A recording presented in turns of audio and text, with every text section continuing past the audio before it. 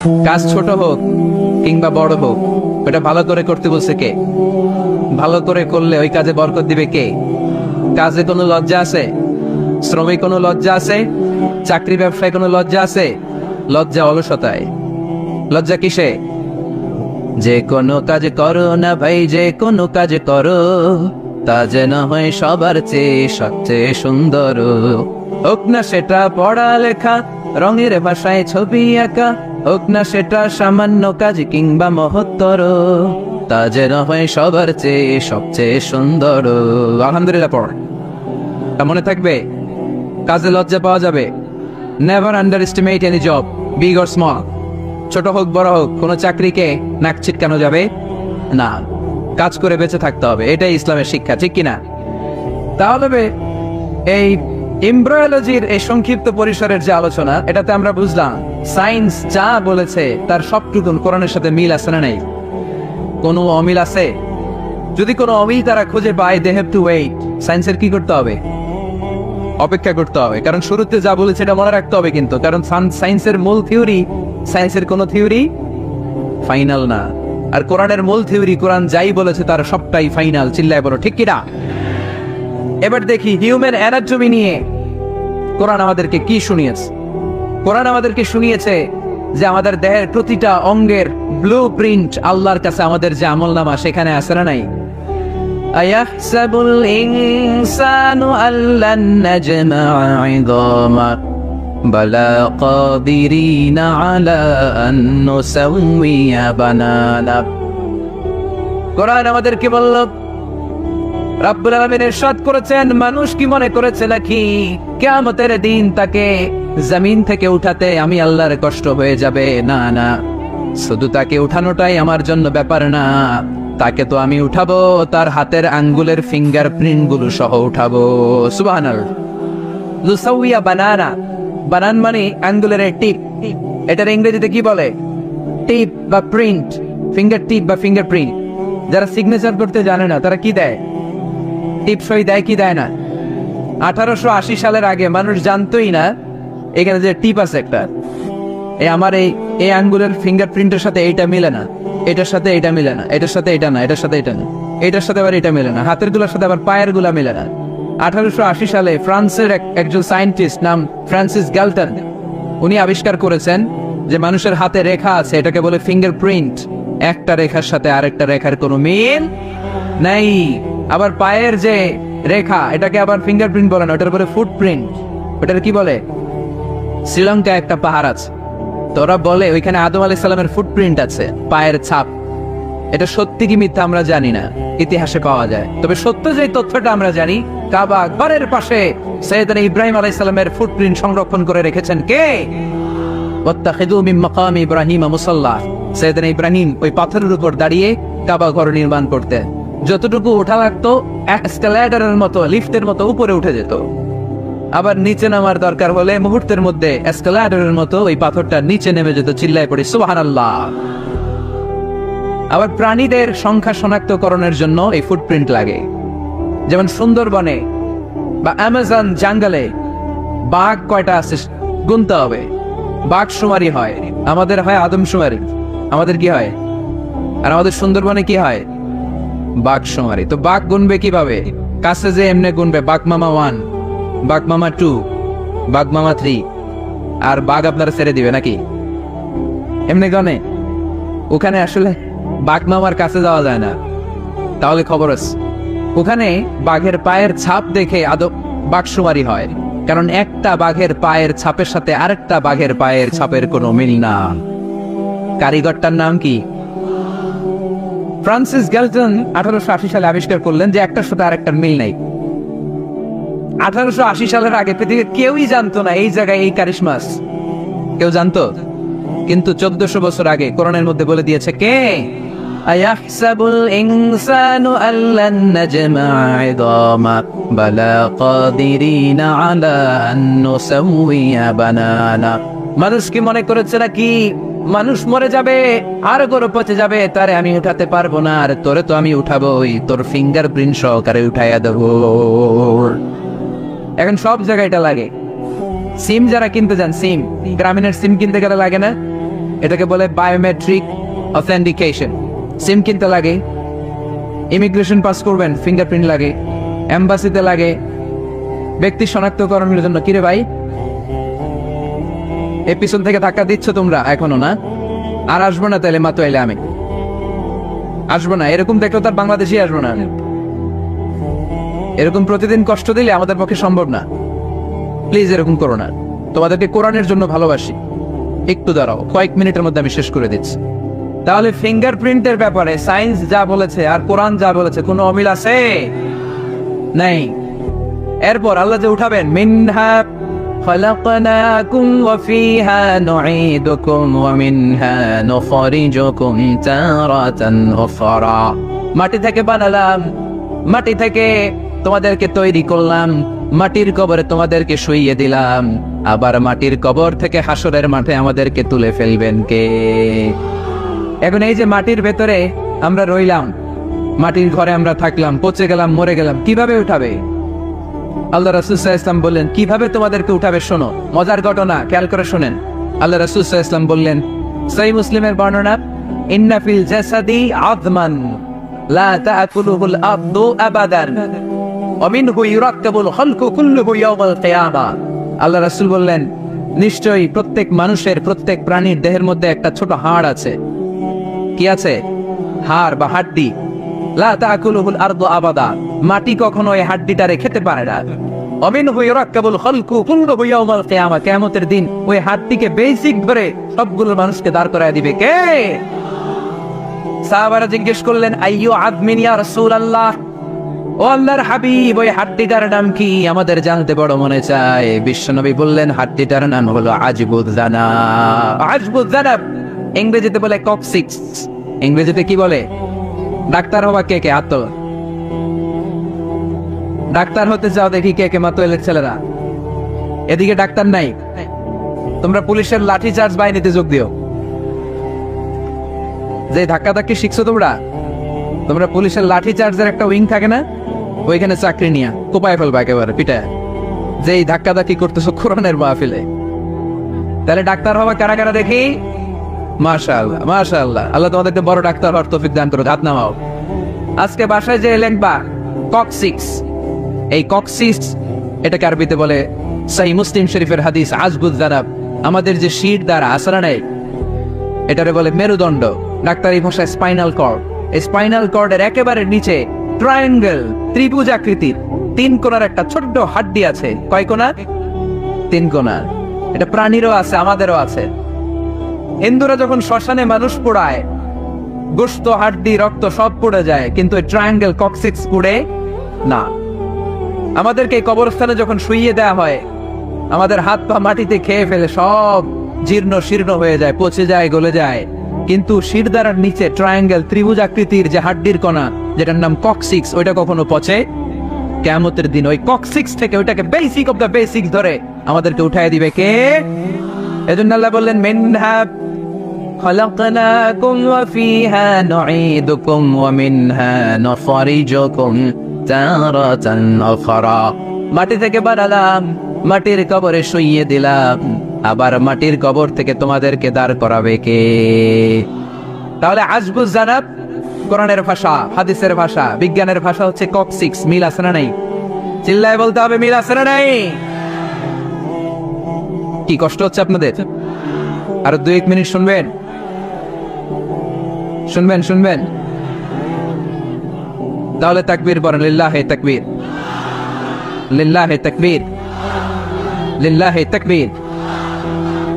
তাহলে human anatomy নিয়ে আমরা সায়েন্সের ভাষ্য আর কোরআনের ভাষ্য যা শুনেছি, মিল আছে না নাই? এবার আমরা ফিজিক্স নিয়ে শুনবো। ফিজিক্স মানে কি? পদার্থবিদ্যা। পদার্থের অনেক গুরুত্বপূর্ণ একটা এলিমেন্ট হচ্ছে লোহা। লোহা চিনি আমরা। এই মাইকে লোহা আছে না নাই? লোহা ছাড়া মাইক বানানো যায়, বাড়ি বানানো যায়, গাড়ি বানানো যায়, ক্যামেরা বানানো যায়, মোবাইল বানানো যায়, প্লেন বানানো যায়, কম্পিউটার বানানো যায়। লোহা ছাড়া কিছুই হয় না, ঠিক কিনা? যেহেতু লোহা ছাড়া কিছুই হয় না, এই জন্য লোহার নামে আল্লাহ কোরআন একটা সূরাই দিয়ে দিয়ে।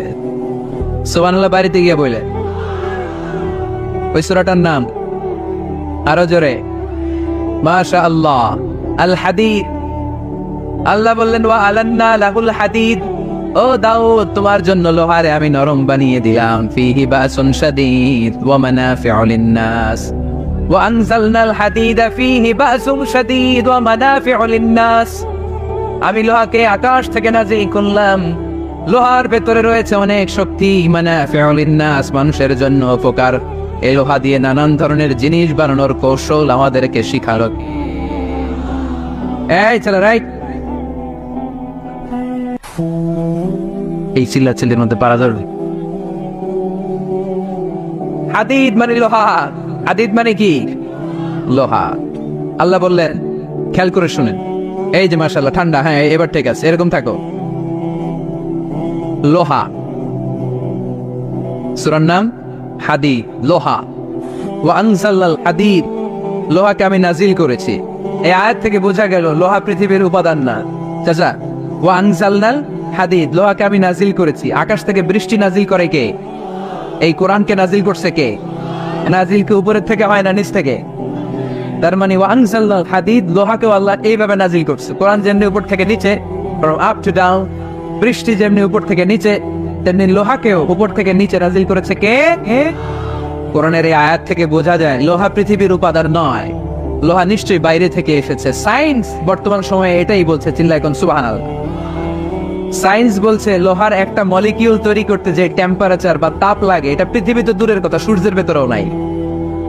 1 কোটি ডিগ্রি সেলসিয়াসের তাপমাত্রা ছাড়া লোহার কোনো অণু পৃথিবীতে তৈরি হওয়া সম্ভব না। চিল্লায় বলো ঠিক কিনা? এত বেশি তাপমাত্রা সৌরজগতের সব গ্রহ নক্ষত্রের তাপমাত্রা একসাথে মিলালেও চলবে না। তার মানে কোরআন যা বলেছে আর সায়েন্স যা বলেছে মিল আছে না নাই? এরপরে কোরআন পাহাড়ের ব্যাপারে বলেছে, ওয়াজআলনাল জিবালা আওতাদা, আমি পাহাড়গুলোরে পেরেকের মতো জমিনে ঢুকিয়ে দিয়েছি। সুবহানাল্লাহ। তাহলে পাহাড়কে আল্লাহ তাআলা পেরেকের সাথে তুলনা করলেন। কিসের সাথে? পেরেক চিনেন? সবাই চিনেন? মাতোয়াইলে আছে পেরেক। কি করে পেরেক দিয়ে? কাঠের ভিতরে ঢুকে না, দেয়ালে ঢুকে। তাহলে আল্লাহ পাহাড়গুলোরে বললেন পেরেক।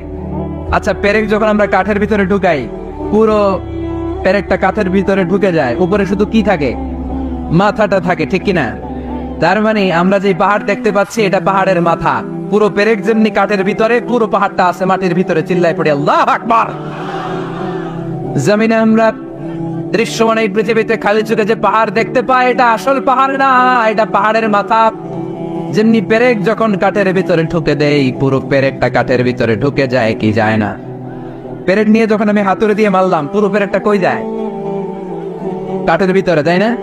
তার মানে খালি চোখে যে পাহাড় দেখি, এটা পেরেকের মাথা যেমনি একটু দেখা যায়, এটা পাহাড়ের মাথা। আসল পাহাড় মাটির ভেতরে, উপরে যদ্দূর দেখা যায় তার কমসে কম 10 গুণ পাহাড় মাটির ভেতরে রেখে দিয়েছে কে? এজন্য আল্লাহ উপমাটা, মেটাফরিকটা এইভাবে দিলেন, ওয়াজআলনাল জিবালা আওতাদা, এই পাহাড়কে, মাউন্ট এভারেস্টকে, আলাস্কা পর্বতমালাকে, আল্পস পর্বতমালাকে, এই গারো পাহাড়কে, এই কেওক্রাডাঙ্গার তাজিংডং বিজয়কে আমি পাহাড়ের মতো জমিনের মধ্যে গেড়ে দিয়েছে। চিল্লায় পড়বো সুবহানাল্লাহ।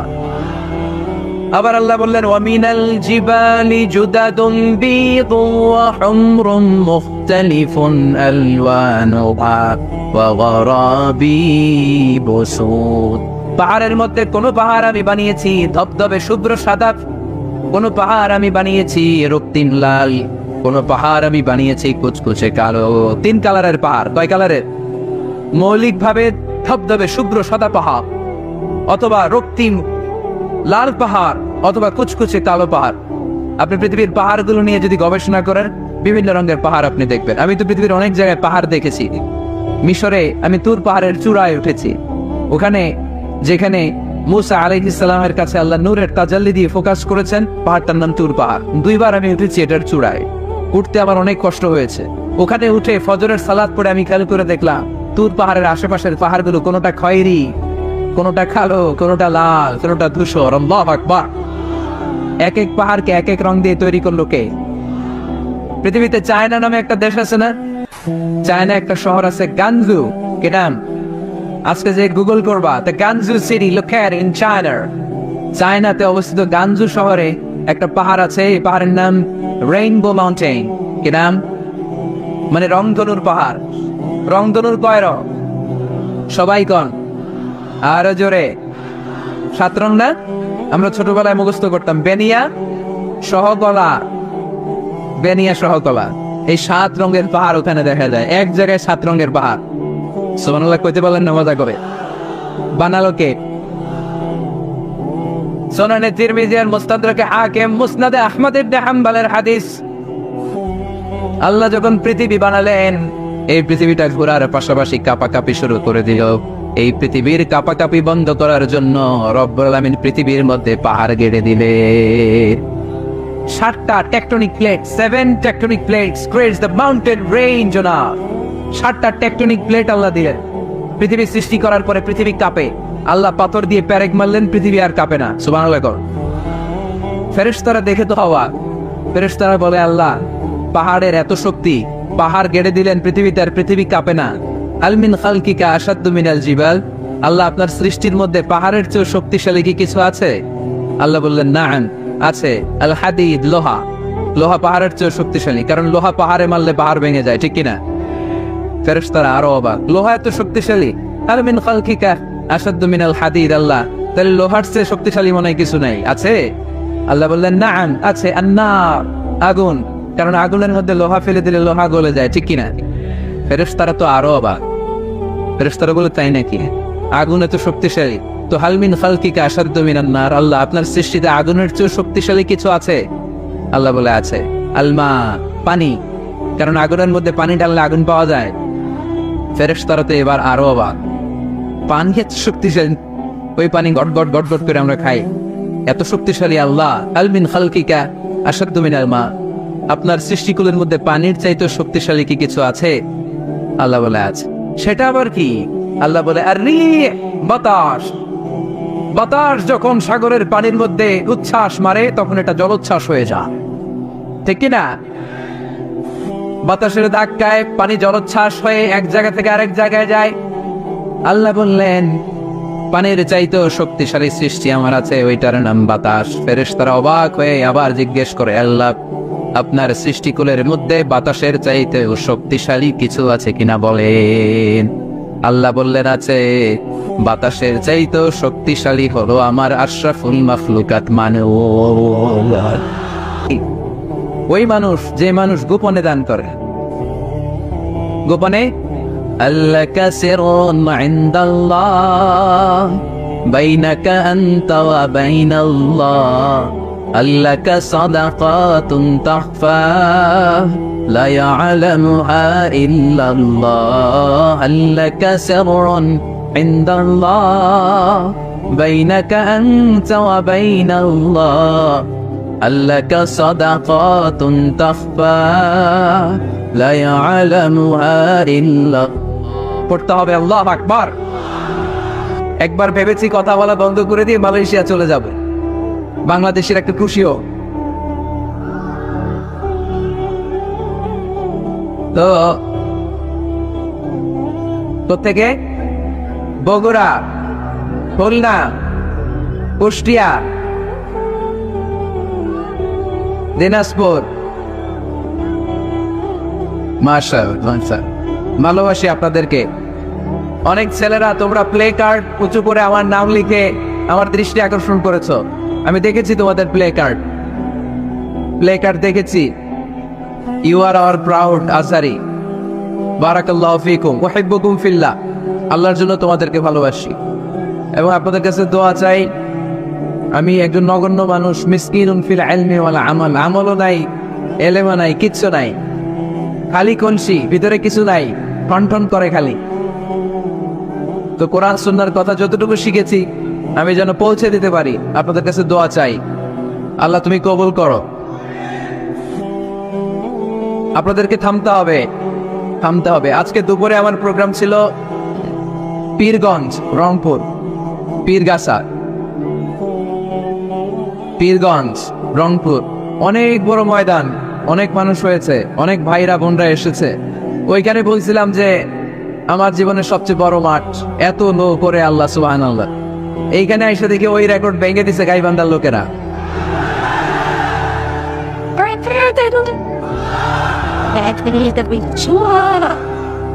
মাশাআল্লাহ, আল্লাহ কবুল করুক। আরো জোরে পড়ে আমিন। আজকের এই প্রোগ্রামে বিবাহিত কারা কারা এসেছেন দেখি হাত তোলেন, হাত নামান। অবিবাহিত কারা কারা, হাত নামান। বিবাহিতদেরকে গাইবান্ধায় কি বলে ডাকেন?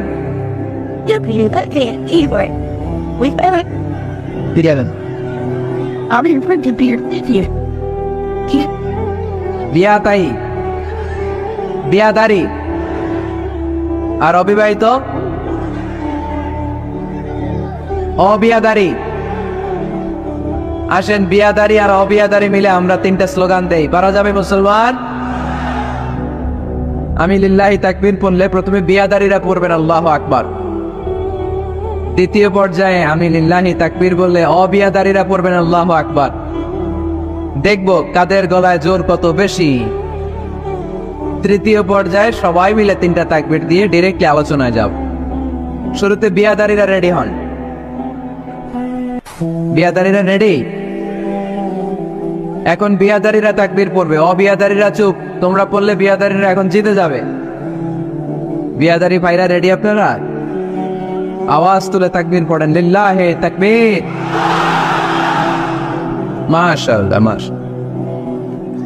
এবার অবিয়াদারি।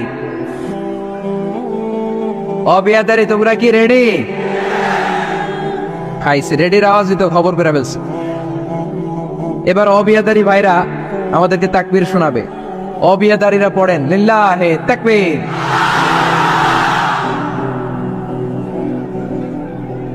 মাশাআল্লাহ, অসাধারণ, অসাধারণ। এবার দেখেছি, আল্লাহ তুমি এই দোয়াকে কবুল করো। আরো জোরে পড়ি আমিন। মাশাআল্লাহ, দেখেছি তোমার প্লে কার্ড। সম্মানিত ভাইরা, এবার বিয়াদারি অবিয়াদারি কোনো কথা নাই। সবাই মিলে তিনটা তাকবীর দিয়ে এই ময়দান নিশ্চুপ হবে, নিঝুম নিস্তব্ধ হবে। হাসাহাসি কথাবার্তা হবে না। তিনটা তাকবীরের পরে একেবারে পিন পতন নীরবতা। এবার বিয়াদারি অবিয়াদারি কোনো ভাগাভাগি নাই। সবাই মিলে তিনটা তাকবীর পড়েন, লিল্লাহি তাকবীর, লিল্লাহি তাকবীর, লিল্লাহি তাকবীর। কেমন করে আল্লাহর কাছে যাওয়া যায়? চাইলে আল্লাহর কাছে যাওয়া যায়। চাইলেই কি সহজে চেয়ারম্যান সাহেবের কাছে যাওয়া যায়? চাইলেই এমপি সাহেবের অ্যাপয়েন্টমেন্ট পাওয়া যায়? চাইলেই মাননীয় প্রধানমন্ত্রীর সাথে দেখা করা যায়? চাইলেই ডোনাল্ড ট্রাম্পের কাছে যেয়ে দেখা করা যাবে? কিন্তু চাইলেই আল্লাহকে কাছে পাওয়া যায় কি যায় না? কোনো মাধ্যম লাগে? কোনো মিডিয়া লাগে? কোনো অ্যাপয়েন্টমেন্ট লাগে? আওয়াজ করে বলেন, আল্লাহর সাক্ষাৎ পেতে, নৈকট্য পেতে কোনো সিরিয়াল ধরা লাগে? আল্লাহ বলে ডাক দিলে তিনি ডাকে সাড়া দেয়। সুবহানাল্লাহ পড়ে। 24/7, 24 ঘন্টা, সপ্তাহে 7 দিন, মাসে 30 দিন, বছরের 365 দিন আল্লাহ বলে ডাকলেই আল্লাহ ডাকে সাড়া দেয়। সুবহানাল্লাহ পড়েন। আল্লাহ বলেন, ফাজকুরুনি আযকুরকুম। যদি তোমরা আমাকে স্মরণ করো, আমিও তোমাকে স্মরণ করি। ওয়াশকুরুলি ওয়ালা তাকফুরুন। আমার শুকরিয়া করো, আমার নেয়ামতের নাশুকরি করো না। কেননা ইন্না বাতশা রাব্বিকা লাশাদীদ। আমি আল্লাহর পাকড়াও, আমি আল্লাহর পানিশমেন্ট, আমি আল্লাহর ধরা বড় কড়া। আমি আল্লাহ সব সময় ধরি না, ধরলে ছাড়ি না, তাই না?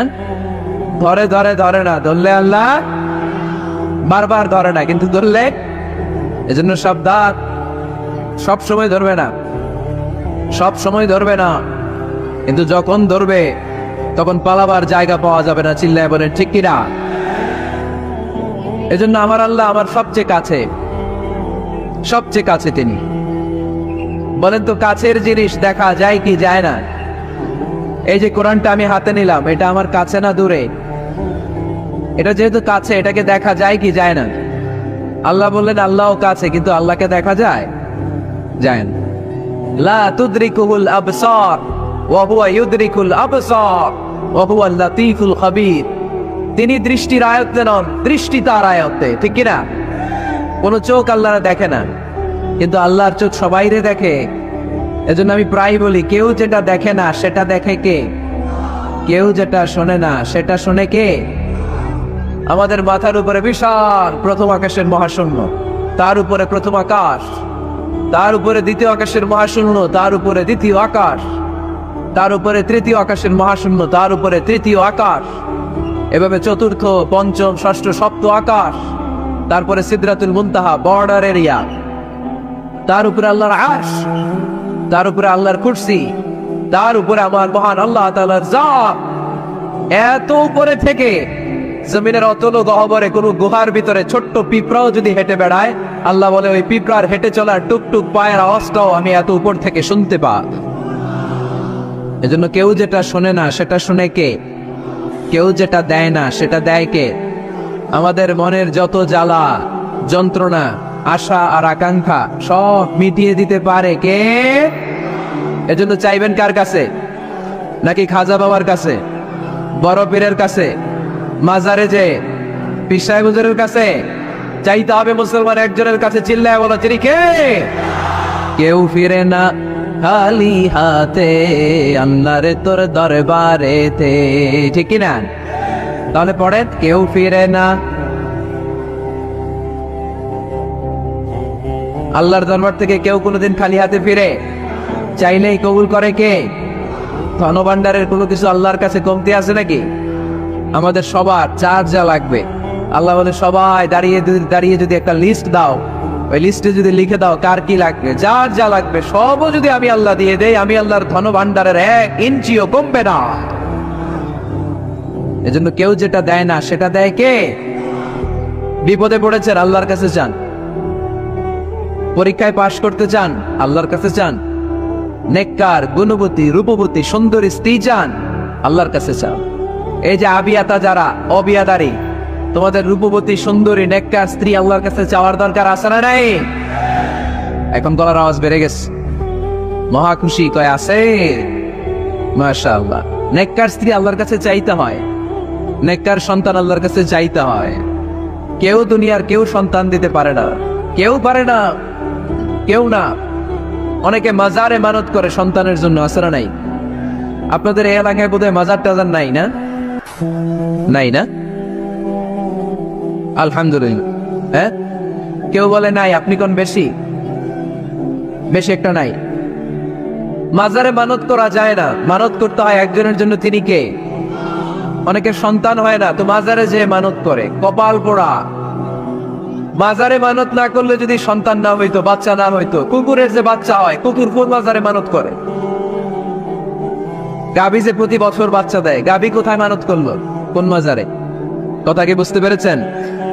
এজন্য রাব্বুল আলামিন বলেন, ইয়াহাবু লিমান ইয়াশাউ ইনাসা ওয়া ইয়াহাবু লিমান ইয়াশাউ যুকুর আও ইউযাওয়িজুহুম যুকরানা ওয়া ইনাসা ওয়া ইয়াজআলু মান ইয়াশাউ আকিমা ইন্নাহু আলীমুন কাদির।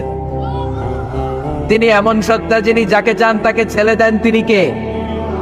তিনি এমন সত্তা, তিনি যাকে চান তাকে তিনি মেয়ে দেন, তিনি কে? তিনি তো এমন সত্তা, তিনি যাকে চান তাকে ছেলেও দেন, মেয়েও দেন, তিনি কে? তিনি এমন সত্তা, তিনি আমার এমন আল্লাহ, তিনি যাকে চান তারে ছেলেও দেন না, মেয়েও দেন না, নিঃসন্তান বানিয়ে দুনিয়ায় রাখেন, তিনি কে? তাহলে ছেলে সন্তান দেয়ার মালিক একজন, আল্লাহর কাছে চাইবেন। যে কোনো পরিস্থিতিতে আমরা আল্লাহর কাছে চাইবো। আল্লাহর হাবিব সাল্লাল্লাহু আলাইহি ওয়াসাল্লাম আমাদেরকে শিখিয়েছেন, ইযা সাআলতা ফাসআলিল্লাহ ওয়া ইযা ইসতাআনতা ফাসতাইন বিল্লাহ। যখন কিছু চাইবে আল্লাহর কাছে চাও, যখন সাহায্য চাইবে সাহায্যের হাত, ফরিয়াদের হাত আকাশের দিকে তুলে আল্লাহর কাছে চাও, চিল্লায় বলেন ঠিক কি না? এমনকি বিষ্ণু নবী সাল্লাল্লাহু আলাইহি ওয়াসাল্লামের কবরের সামনে দাঁড়িয়েও কিছু চাওয়া যায় না। আপনারা যারা হজ উমরা করতে গিয়েছেন, আল্লাহ রাসূল সাল্লাল্লাহু আলাইহি ওয়াসাল্লামের আল কবর শরীফের সামনে দাঁড়িয়ে যদি কিছু চান, পুলিশ আপনার হাতে বাড়ি দিবে, বলবে এই হাজি এখানে কি চাও? এবার টার্ন উল্টা করো, ওই যে কেবলা, কেবলার মালিক আল্লাহর কাছে চাও, তিনি দিবে। কারণ এখানে তোমার যেই নবী শুয়ে আছেন, তিনিও বিপদে পড়লে কাঁদতেন আর চাইতেন কার কাছে? এজন্য আমরাও চাইবো কার কাছে? আল্লাহ ছাড়া কখনো কোনোদিন কারো কাছে চাইবো না। তিনি এমন সত্তা, তাকে দেখা যায় না, কিন্তু তিনি সব দেখেন, ঠিক কিনা? কিন্তু তিনি আমার খুব কাছে, কত কাছে? আমার বাবা আমার যত কাছের তার চেয়েও আমার বেশি কাছের আমার আল্লাহ। আমার মা আমার যত কাছে আমার তার চাইতে বেশি কাছে কে? আমার স্ত্রী আমার যত কাছের তার চাইতে আমার বেশি কাছের কে? এমনকি আমি আমার যত কাছে তার চাইতে আমার বেশি কাছের কে? মুষ্টিবদ্ধ হাতকে উপরের দিকে করে আওয়াজ করে বলুন, ফ্রি ফ্রি আল আকসা, ফ্রি ফ্রি আল আকসা, ফ্রি ফ্রি আল আকসা। আল্লাহ তাআলা আমার মজলুম ফিলিস্তিনি ভাই বোনদেরকে হেফাজত করো। আমাদের সেই প্রাচীন কেবলা মসজিদুল আকসাকে আল্লাহ তাআলা হেফাজত করো। জালিমদের হাত থেকে, দখলদারদের হাত থেকে এই পবিত্র ভূমিকে আল্লাহ তাআলা মুক্ত করুক। আওয়াজ করে সবাই পড়ুন আমিন। সুবহানাল্লাহ। আপনাদের সাউথ আফ্রিকা দেখে তো আমি অবাক। প্রাকৃতিক সৌন্দর্যের লীলাভূমি, পুরো দক্ষিণ আফ্রিকাটাই যেন একটা সাফারি পার্ক। আলহামদুলিল্লাহ, চমৎকার দেশ, চমৎকার, অসাধারণ। এই 3-4 দিনের অভিজ্ঞতা আমি যেটা দেখলাম, একটা চমৎকার ভূখণ্ডে আল্লাহ তাআলা আপনাদেরকে কবুল করেছেন। আমি জানতে পেরেছি যে এখানকার অধিকাংশ ভাইয়েরা ব্যবসায়ী। আলহামদুলিল্লাহ। ওয়া হাল্লাল্লাহুল বাইআ ওয়া হাররামার রিবা। আল্লাহ ব্যবসাকে হালাল করেছেন, সুদকে করেছেন হারাম। সুদের সাথে মুসলমানের কোনো সম্পর্ক নাই। সুদকে না বলুন, ব্যবসা করুন। ব্যবসায় বারাকা, ব্যবসায় বারাকা। রিজিকের 10 ভাগের 9 ভাগ আল্লাহ তাআলা ব্যবসার ভেতরে ঢুকিয়ে দিয়েছেন। পরিশ্রম করতে হবে, পরিশ্রমে লজ্জা নেই, লজ্জা অলসতায়, ঠিক কিনা বলেন? আর ভাঙ্গা পরিশ্রম করুন, উপার্জন করুন, এতে বারাকা আছে। এই যে ব্যবসা করে আপনারা বাংলাদেশের টাকা পাঠাচ্ছেন, আমার দেশের অর্থনীতির চাকা সচল থাকছে আপনাদের পাঠানো টাকা, আপনাদের রেমিটেন্সের টাকায়। You are the remittance fighter. আমরা পেয়েছি ফ্রিডম ফাইটার, আর আপনারা হচ্ছেন রেমিটেন্স ফাইটার। লিগ্যাল চ্যানেলে এই টাকাগুলো পাঠাবেন ইনশাআল্লাহ, বলেন, যাতে করে আমাদের প্রিয় মাতৃভূমি বাংলাদেশের অর্থনীতি আরো চাঙ্গা থাকে। এত ঝড় ঝাপটার পরেও আমাদের বাংলাদেশের অর্থনীতি কিন্তু নিচে নামে নাই। এর কারণ আপনারা ভালো থাকলে ভালো থাকবে বাংলাদেশ। আলহামদুলিল্লাহ পড়েন। আর হালাল মেনটেন করতে হবে ব্যবসায়। হারামের সাথে আমাদের কোনো সম্পর্ক, হারামকে আমরা না বলে দিব। আজকের এই নিজামিয়া কমপ্লেক্স থেকে আমরা হারামকে না বলবো। আওয়াজ করে বলেন নো। হারামের সাথে আমাদের কোনো সম্পর্ক নাই। হালাল, হালালে বারাকা। হালাল অল্প হইলেও এর মধ্যে বরকত ঢুকাই দিয়েছে কে? বিষ্ণু ইসলাম বলেন, যেই দেহ হারাম খেয়ে বড় হয় ওই দেহ আল্লাহর জান্নাতে যাবে। লা ইয়াদখুলুল জান্নাতা জাসাদুন গুযিয়া বিল হারাম। হারাম খেয়ে বর্তিষ্ণু দেহ আল্লাহর জান্নাতে ঢুকবে না। মক্কাতুল মুকাররমাতে এক লোক কাবা তাওয়াফ করতেছে আর ইয়া রব, ইয়া রব বলে আল্লাহর কাছে দোয়া করতেছে। সাহাবারা তো অবাক, এই লোকের দোয়া তো আজকে কবুল হয়ে যাবে, এত আজকের সব সওয়াব নিয়ে যাবে। বিষ্ণু ইসলাম বললেন, ওয়ামাতআমুহু হারাম। তার ইয়া রব, ইয়া রব আর চোখের পানি দেখে তোমরা অবাক হয়েছো, কিন্তু ও যা খায় এটা হারাম খায়। ওমাশরাবুহু হারাম, যা পান করে হারাম। মালবাসুহু হারাম, ওর গায়ের জামাটা হারাম। ওয়া গুযিয়া বিল হারাম, খাবার দাবার সবই হারাম। ফাআন্না ইউস্তাজাবু লাহ, তার দোয়া কেমন করে কবুল হবে? জিহাদের ময়দানে যে সাহাবী সর্বপ্রথম তীর মেরেছেন তার নাম সাআদ ইবনে আবি ওয়াক্কাস রাদিয়াল্লাহু তাআলা। তিনি বিশ্বনবীকে বললেন, ইয়া রাসূলুল্লাহ উদউ আল্লাহ আইয়াজআলানি মুস্তাজাবাদ দাওয়া। হে নবী, আপনি আমার জন্য দোয়া করেন আল্লাহ যেন আমাকে মুস্তাজাবুদ দাওয়া বানায়। মুস্তাজাবুদ দাওয়া মানে এমন ব্যক্তি, যে ব্যক্তি দোয়া করতে দেরি কিন্তু সে দোয়া কবুল হতে দেরি হয়। বিশ্বনবী বললেন, ইয়া সাআদ, তোমার মুস্তাজাবুদ দাওয়া হওয়ার বড় শখ। আতিব মাতাআমাক, যেটা খাবা হালাল খেও, তাকুন মুস্তাজাবুদ দাওয়া। যেটা খাবে হালাল খেও, হালাল খেলেই তুমি মুস্তাজাবুদ দাওয়া।